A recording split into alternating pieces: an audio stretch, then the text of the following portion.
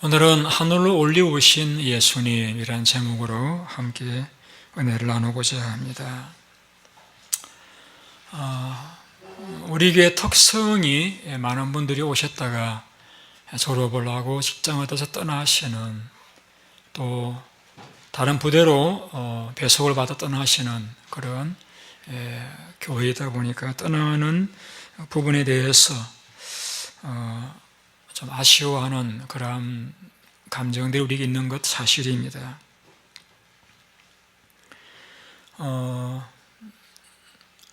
때로는 정든 분들이 떠나시기도 하지만은 때로는 우리에게 있던 건강이 우리를 떠나기도 하고, 또 우리의 소유와 재물이 우리를 떠나가기도 하죠. 그래서 떠나가는 것이 사람이든 건강이든 재물이든 그것을 그렇게 좋지 않은 것으로 생각하는 경향이 있을 수 있습니다. 그런데 꼭 그렇지만은 않아요. 떠나가는 것이 꼭 우리에게 꼭 복이 안 된다 그렇게 이야기할 수만은 없습니다.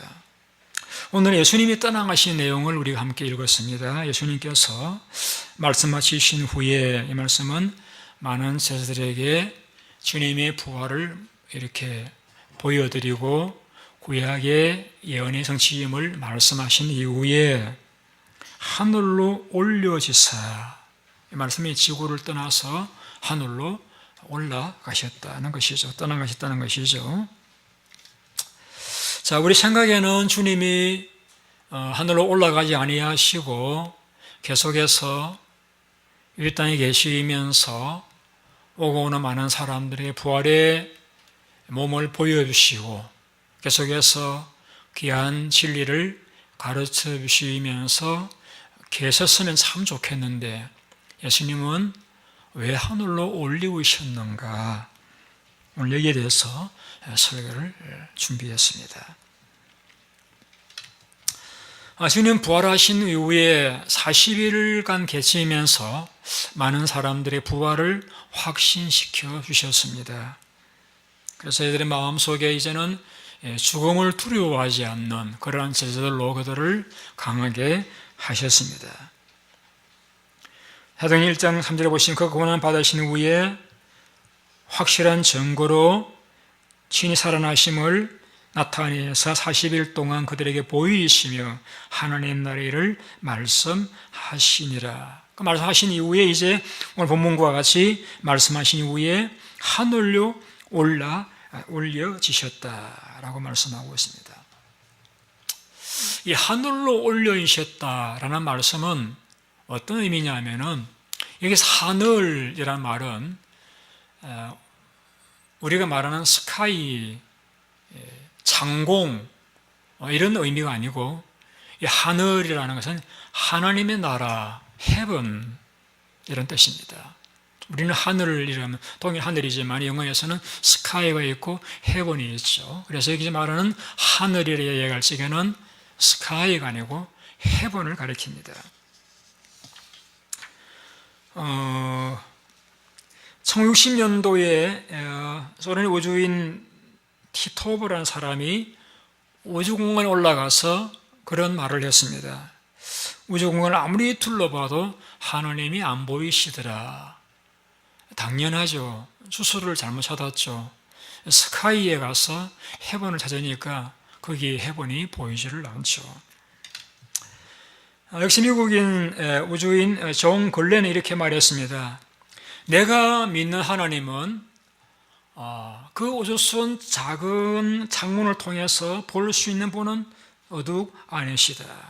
더더구나 그 천국은, 그 하늘나라는 우주선을 타고 올라갈 수 있는 곳은 아니다. 1969년도 아폴로 11호를 타고 달을 착륙했던 닐 암스트롱이 이렇게 말했습니다. 하나님이 지어진 세계가 이렇게 아름다울 수 있나? 하나님의 영광을 찬양한다라고 했습니다. 이 우주는 하나님 만드신 피조물로서의 공간입니다. 그러나 우리가 예수님처럼 올라갈 그 천국은, 그 헤븐은 따로 있는 공간입니다. 차원이 다른 부활체만이 들어갈 수 있는 그러한 주소가 다른 곳입니다. 예수님께서 오늘 하늘로 올려지사라는 말씀은 이제 스카이가 아니고 헤븐이라고 말씀하고 있는, 주님께서 땅에 계실 적에 저들이 걱정하고 있자 하시는 말씀을 이렇게 하셨죠. 너희는 마음에 근심하지 말라. 하나님을 믿으라, 나를 믿어라. 내 아버지 집에 거할 곳이 많도다 라고 말씀하신 그 천국입니다. 그 천국으로 올라가신 것이죠.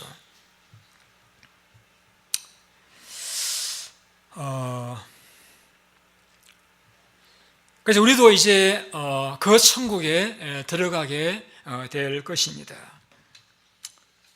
그래서 우리는 거기에서 주님을 만나보게 되어질 것입니다. 여기에서 우리가 성경을 보시게 되면은 하늘로 올리우신 예수님이라고 하죠. 하늘로 올리우신. 그래서 Jesus taken up into heaven. 그래서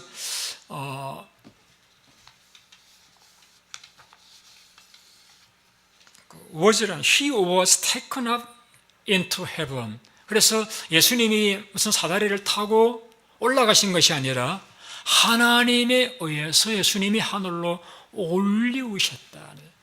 하나님에 의해서 예수님이 하늘로 올리우셨다.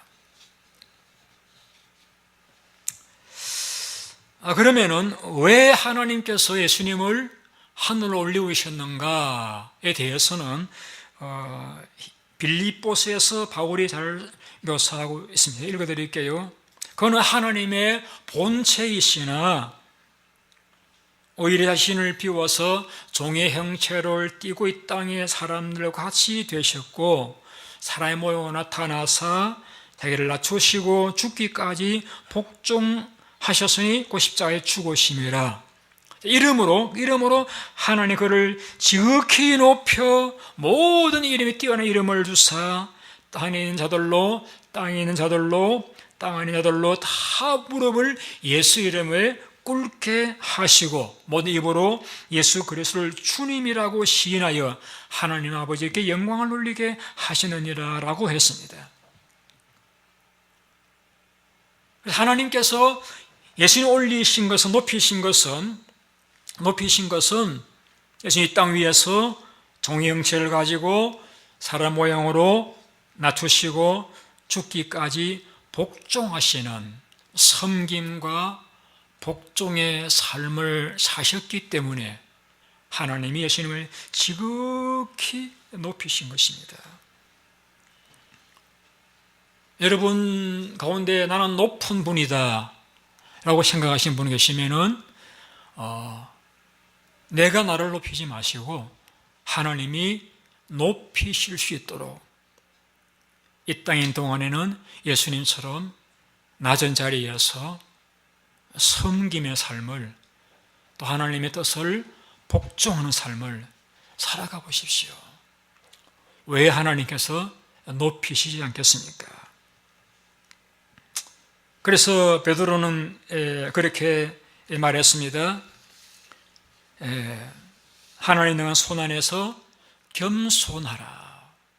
때가 되면 너희를 높이시리라. 자기를 낮추시고 섬기고 복종하면은 하나님 높이십니다. 우리 교도 그렇잖아요. 사람들이 누구를 높입니까? 높은 자이기 때문에 높이는 거 아니에요. 물론 그런 경우도 없지는 않지만은 대개는 다른 사람들을 돕고 섬기고 하나님 뜻이면은 복종하는 그런 사람들이 인정하고 높이잖아요. 예수님께서 이 땅 위에서 하나님이시지만은 종의 형체를 가지고 하나님이시면 사람 오셔가지고 사람들 사이로 들어가셔가지고 그들을 섬기셨잖아요. 우리 교회는 예배당이지 절간이 아니에요. 우리 그리스도인은 산속에 들어가서 나홀로 고고히 하나님 섬기는 그런 신앙생활이 아니에요. 우리는 때로는 사람들의 말을 듣더라도, 때로는 섬김 힘이 들더라도 사람 사이로 스며들어가서 그들의 필요를 이해하고 그들을 섬기고 도와주고 봉사할 때에 하나님께서 예수의 높이신 것과 같이 그들을 높이시는 거예요. 우리 그런 삶을 살아가야 됩니다. 이것이 우리에게 보여주셨던 예수님의 삶이셨지 않습니까? 자, 하늘로 올리우신 예수님, 이 하늘로 올리우셨다는 말씀을 오늘 본문에서는 이렇게 표현했습니다. 19절을 한번 띄워주세요. 주 예수께서 말씀 마치신 후에 하늘로 올리어지사 하나님 우편에 앉으시니라 라고 했습니다. 여기서 하늘로 올려지신 것을 하나님 우편에 앉으신 것으로서 말씀하고 있습니다. 여기서 하나님 우편에 앉으셨다라고 이렇게 말씀하고 있는 이 표현은 비단 그 어떤 방향적인 측면에서 하나님의 라이트 사이드에 앉으셨다, 그런 의미만을 가지는 것이 아닙니다. 우리가 우편이라고 하는 것은 힘과 권능을 상징합니다. 그래서 우편에 앉으셨다라고 하는 것은 예수님 본래 가지셨던 하나님으로서의 왕권과 영광을 회복하셨다라는 것이죠. 하나님 아버지께서 예수님 본래 그 아들 하나님 자리로, 영광의 자리로 회복시키셨다는 것입니다. 그래서 이것을 빌립보서 이렇게 말씀하고 있습니다. 이러므로 하나님이 그를 지극히 높여서 모든 이름이 뛰어난 이름을 주사 하늘 있는 자들과 땅에 있는 자들과 땅 아닌 자들로 예수 이름 앞에 무릎을 꿇게 하시고 모든 이들로 예수님을 주님이라고 시인하게 하셨다.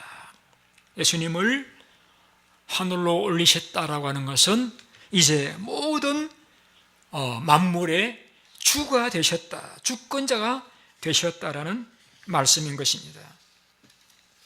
그래서 이제 주님께서는 하늘 위에서 우리 개인의 개인 사업, 삶부터 우리 가정, 우리 교회, 우리 민족, 이 나라, 인류, 교회의 모든 역사, 우주 만물들을 총괄해서 통치하시고 다스리시는 분으로서의 자리로 예수님이 올라가셨다는 것입니다. 바울은 에베소 1장에서 이렇게 그것을 표현했습니다. 모든 통치와 권세와 능력과 주권과 세상뿐 아니라 오는 세상에 일컫는 모든 이름 위에 뛰어나게 하시고 만물을 그의 발 아래 복종하게 하시고 그를 만물 위에 교회의 머리로 삼으셨느니라. 주님이 하늘 위에서 통치자로서 자정하시다라는 것을 잘 보여준 것이 사도행전 7장에 나오는 기사입니다. 시대면에 순교를 당했습니다. 그때 순교 당하기 전에 그는 눈을 들어서 하늘을 바라보게 되어지고 영광 가운데서 예수님이 하늘 우편에 서신 것을 보게 되어집니다.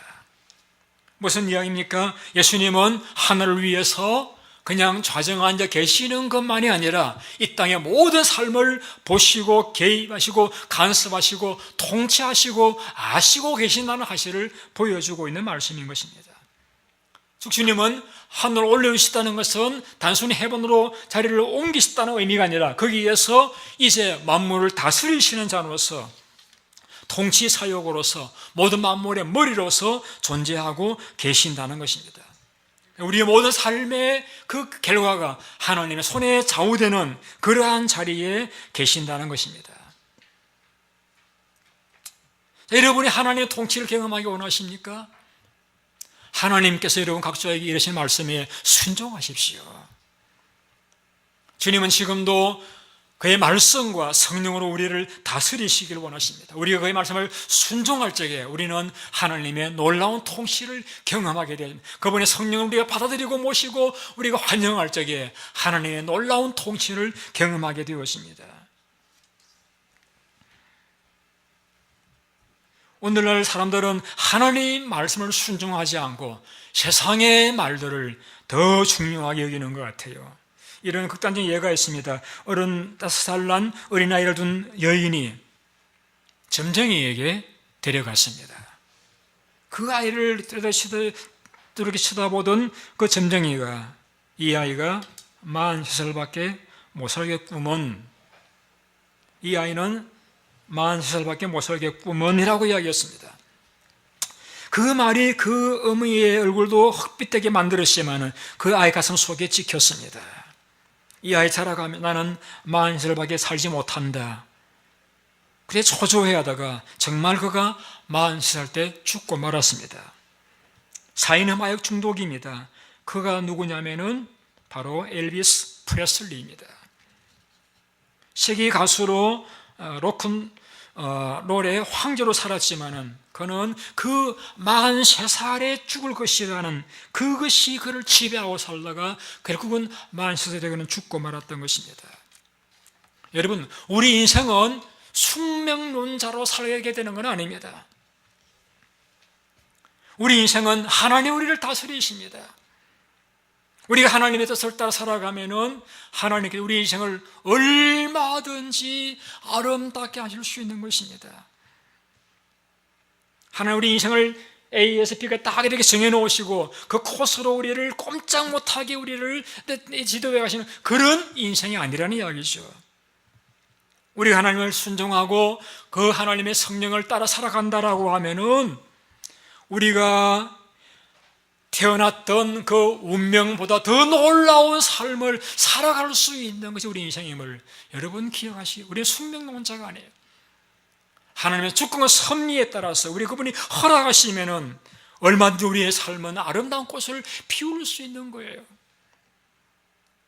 그 하나님의 통치를 경험하기 원하신다라고 하면 여러분 하나님의 말씀을 순종하세요. 성령의 인도를 잘 따라 살아가세요. 놀라운 인생을 경험하게 되실 것입니다.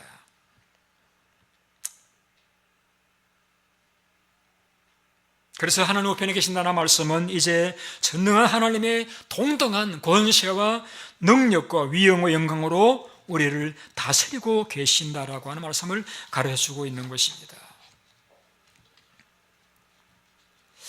제가 설교 시작하면 이런 말씀 드렸습니다. 예수님이 이 땅에 계시면 좋을 텐데 왜 가셨는가? 비단 하늘나라 가시지 않으시더라도 이 땅 위에서도 얼마든지 우주적인 왕으로서 통치하실 수가 계신데 왜 굳이 하늘로 하나님께서 올리우셨는가? 그것을 요한복음에서 이렇게 말씀하신 적이 있습니다. 내가 너에게 실상을 말하노니 내가 떠나가는 것이 너에게 유익이라. 내가 떠나가지 아니하면은 보혜사가 너에게로 오시지 아니할 것이요 내가 가면은 내가 그를 너에게로 보낼 것이다 라고 했습니다. 여러분, 우리의 신앙생활은 그리스도인들을 이 땅 위에서 신앙생활을 잘 해나갈 수 있도록 우리가 실족하지 않고 넘어지지 않고 승리하는 삶을 살아갈 수 있도록 하시기 위해서 하나님께서 큰 선물을 보내셨는데 그분이 바로 성령 하나님이십니다. 그 성경에서는 보혜사라고 표현하고 있습니다. 예수님의 땅 위의 부활체지만은 시간의 제한을 받으십니다. 유대 땅 계시면서 동시간에 미국에 오실 수 없으십니다. 그러나 성령님은 제 마음속에 내주하시면서도 성령님 마음속에 내주할 수가 있는 거예요. 계시는 어머니 마음속에도 내주할 수가 계시는 거예요. 시간과 공간을 초월해서 모든 성도의 삶 가운데 동행하시며 그들에게 말씀을 기억나게 해주시고 그들을 강하게 하시고 담대케 하시고 마음을 부드럽게 하시고 평온케 하시고 능력 있게 하시는 성령님, 그분이 오시기 위해서는 예수님이 올라가셔야만 하나님께서 올리우셨어야만 하셨던 것이라는 이야기죠. 오늘날 예수를 믿는 성도들 가운데는 두 종류가 있습니다. 나 혼자 예수를 믿는 분들이 계시고 성령님과 함께 신앙생활하는 분들도 계십니다. 성령으로 신앙생활하시는 분들은 삶이 달라요. 아무리 약하고 어렵고 힘든 일이 만날지라도 낙심하지 않습니다. 흔들리지 않습니다. 주저앉지 않습니다. 뛰어넘습니다. 달려갈 수 있습니다. 날아갈 수 있습니다. 날마다 삶 속에서 하나님이 그 속에 계시는 것을 체험하게 되어집니다. 영원히 우리를 떠나지 아니하 계시는 그 성령님을 우리가 경험하게 되어줄 수가 있는 것입니다. 그리스도인이라는 말씀은 그리스도께서 영으로 그 속에 계시는 사람들인 것입니다. 그래서 바울은 고린도서 3장에 이렇게 말씀했습니다. 너희가 하나님의 성전인 것과 하나님의 성령이 너희 안에 거하시는 것을 알지 못하느냐. 구약선서 에스겔은 성령이 오셔 하실 일을 이렇게 묘사했습니다. 내가 새 영을 너희 속에 두노니 새 마음을 너희에게 두노니 육신에서 부드러운 악한 마음을 제하고 굳은 마음을 제하고 부드러운 마음을 줄 것이고 내 신을 너희 속에 두어서 너희로 내 윤례를 행하게 할 것이다 라고 했습니다. 에스겔 37장에서는 마른 뼈 소생함을 통하여서 성의 사역을 잘 묘사했습니다. 마른 뼈들이 흩어져 있습니다. 죽은 뼈들입니다. 그러나 에스겔이 태어날 적에 가죽이 덮이고 생기가 임할 적에 살아나 군대가 되었던 것과 같이 성령이 임하실 적에 우리는 죽은 자와 같은 상황에서 일어나서 군대와 같은 강력한 그리스도인의 삶으로서 살아가게 되어지는 것입니다. 이것이 성령의 역사인 것입니다. 이러한 성령님의 역사를 우리가 경험할 수 있기 위해서 하나님께서 예수님을 하늘로 들려 올리우셨던 것입니다. 오늘 우리 임한 성령님은 우리를 떠나지 아니하시고 하여튼 마지막 날까지 우리가 동행하시면 우리를 도와주십니다.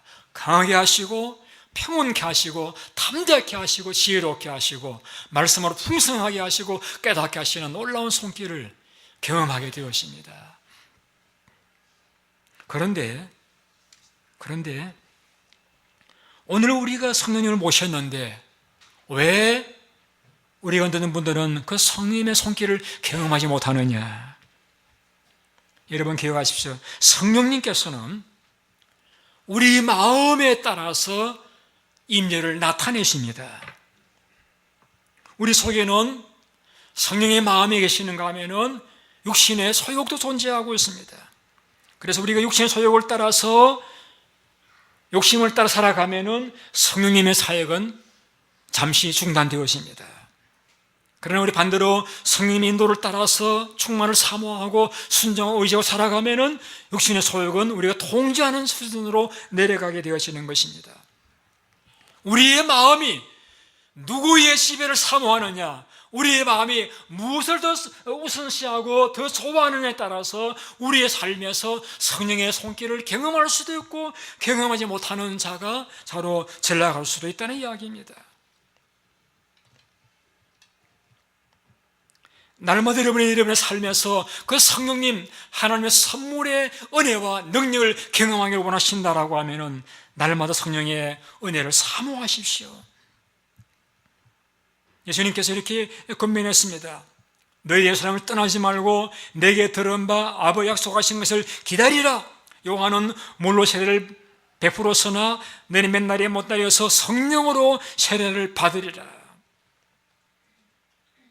저희들은 그 말씀을 따라 성령의 세례를 받았습니다. 그 결과 20절입니다. 읽어보시겠습니다. 20절 말씀 시작.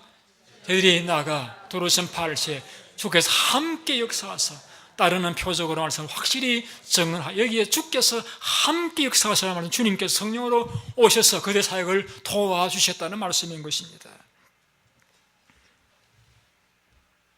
지금은 주님께서 몸으로는 우편에 계시면서도 성령으로 모든 지상의 제자들과 함께 동행하시면서 그들의 사역을 도와주시는 것입니다. 그리고 이렇게 말씀하셨죠. 내가 세상 마지막 날까지 너희와 항상 함께 있으리라. 어떻게 성령으로 함께 계시겠다는 약속의 말씀인 것입니다.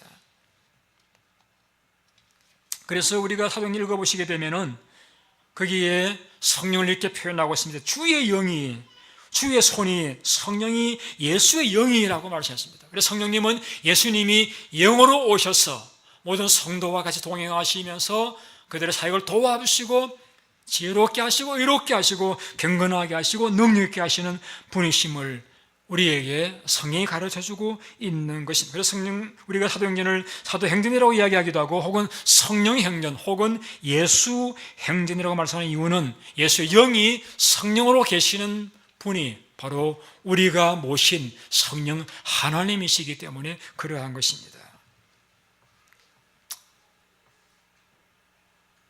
자, 마지막으로 그러면 예수님께서 하늘로 올려오셔서 거기에서 뭘 하고 계시느냐? 이것에 대해서 해답을 주신 분이 사도 요한입니다. 요한일서 2장 1절 이렇게 말씀했습니다. 만일 누가 죄를 범하여도 하나님 아버지 앞에서 우리에게 대언자가 있으니 곧 의로우신 예수 그리스도시래. 이 대언자라 말씀은 변호사란 뜻입니다. 변호사. 예수님 2000년 전에 십자가 못 박혔지만은 오늘 우리가 짓는 죄가 용서받을 수 있는 것은 하나님 우편에서 예수님께서 우리의 죄를 변호해 주시기 때문입니다. 2000년 전에 십자가에 달리신 예수님이시지만은 오늘날 우리의 범하는 죄까지 용서받을 수 있는 것은 날마다 주님께서 우리를 위해서 죄를 변호하시는 것입니다. 하나님, 박 목사를 불쌍히 여기시오. 내가 그를 구원하기 위해서 십자가의 대속의 피를 흘리지 않습니까? 우편 보좌에서 저를 위해 대속의 대언을 하고 계시기 때문에 우리가 날마다 죄를 용서받을 수 있게 되어지는 거예요. 어떤 변호사가 중병에 걸려서 병원에 입원할 임종을 앞두고 있습니다. 목사가 그가 불신자임을 알고 신방을 갔습니다. 어떻게 보고 오늘 저녁 국민하다 이렇게 말했습니다. 선생님 변호사이죠. 예, 그렇습니다. 그동안 많은 사건을 변호하셨죠. 예. 항상 이기셨나요? 진 적도 있었죠? 예. 지금 저는 선생님에게 가장 위대한 변호사 한 분을 소개해 드리려고 합니다. 그분은 죄인들을 위해서 변호하시는데 한 번도 패소한 적이 없는 분이십니다. 그분은 항상 이기십니다. 그분은 바로 예수님이십니다. 만일 지금 선생님이 지금이라도 예수님을 당신 영혼의 변호사로 받아들이신다라고 하면은 그분은 하나님 앞에서 당신을 위해서 변호하실 것이고 당신의 모든 죄를 용서받고 천국에 들어가 영생할 수 있습니다. 선생님 예수님을 당신의 변호사로 구원자로서 받아들이시겠습니까? 이 변호사가 똑똑했어요. 받아들였어요. 영접했습니다. 그는 그는 평안하게 세상을 떠나고 천국으로 들어갈 수가 있었습니다. 이 같은 사역을 예수님이 하늘 보좌 우편에서 하고 계신다는 것입니다. 또 뭘 하시느냐? 이것을 히브리 기자가 이렇게 로마서에서 바울이 우리에게 잘 설명을 했습니다. 죽으실 뿐만 아니라 살아나신 일은 그래 예수시니 그 하나님 우편에 계신 자요 우리를 위해서 간구하시는 자시니라. 하나님 우편에서 우리를 위해서 간구하시는 예수님이라고 말씀하고 있습니다. 우리가 인역하고 모지에서 잘못 기도하고 또 기도하지 못할 때가 있습니다. 쓰러지실 때가 있습니다. 엉뚱한 기도를 드릴 때도 있습니다. 그럴 때에 주님께서 우편 보좌에서 우리를 위해서 대신해서 기도를 교정해 주시기도 하시고 또 우리 기도 못할 때 우리를 기도해 주시기도 하시는 것입니다. 우리 기도를 도와주시는 분으로서 우편 보좌에 지금도 자정하고 계시는 것입니다.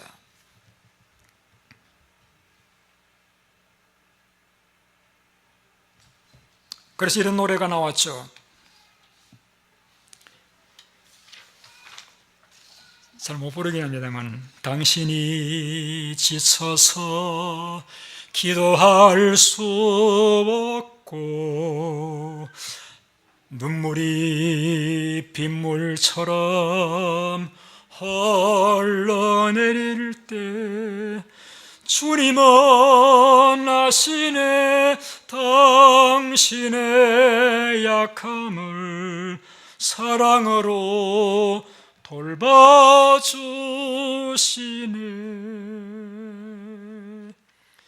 누군가 널 위하여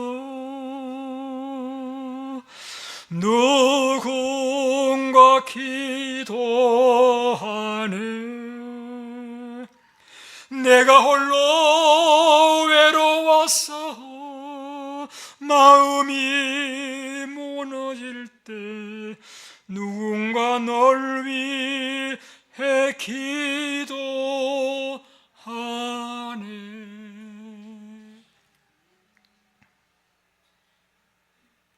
예수님께서 여러분이 기도하고 있지 못할 적에 여러분을 위해서 기도하고 계신다는 것을 노래한 복음성가입니다. 예수님은 제사장으로 지금도 그 역할을 감당하고 계십니다. 인디언들은 친구를 가리켜 말할 적에 내 슬픔을 등에 지고 가는 사람이라고 했습니다. 우리의 슬픔을 등에 지고서 우리를 위해서 하나님 앞에 아뢰에 시는, 항상 살아계셔서 우리를 위해서 기도해 주시는 그분이 계시기에 우리가 오늘날까지 변함없이 하나님을 의지하고 살아올 수 있다고 저는 생각합니다. 고맙습니까? 자, 이런 설교를 제가 드리다 보면은 어떤 생각이 떠오르는가 하면은, 그러면 나는 기도 안 해도 괜찮네.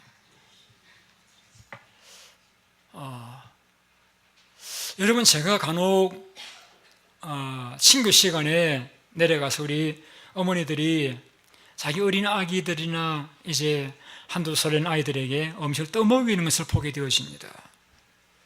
왜 떠먹입니까? 혼자 못 먹으니까 떠먹이죠.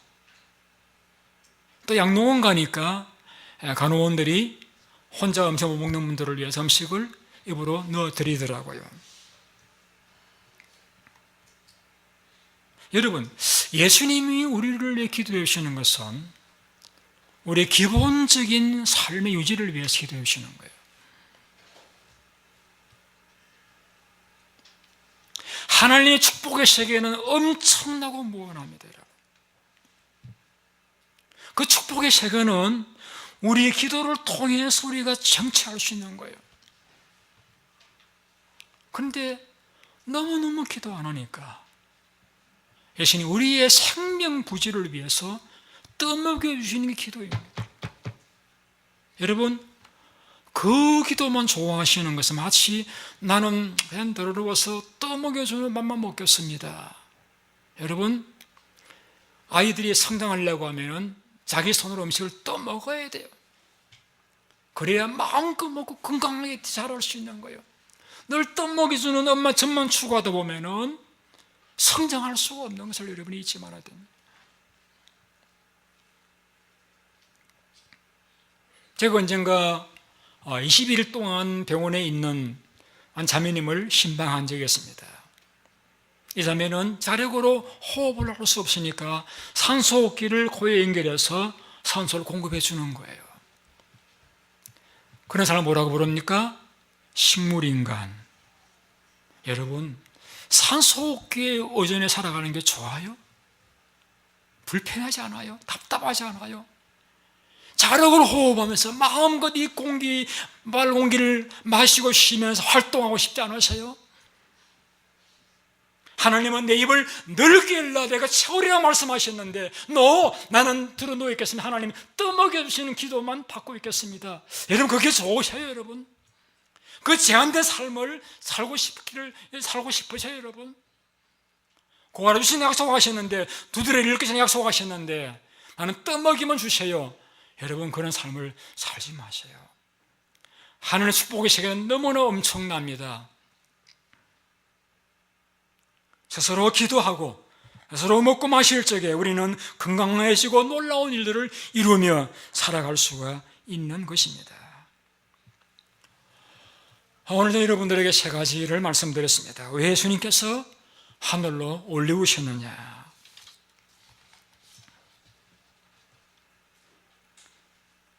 겸손하셔서 섬기는 삶을 사셨습니다. 복종의 삶을 사셨습니다. 그래서 하나님께서 그를 하늘로 올리우신 것입니다. 왜 올리셨느냐? 우리에게 성령을 주시기 위해서입니다.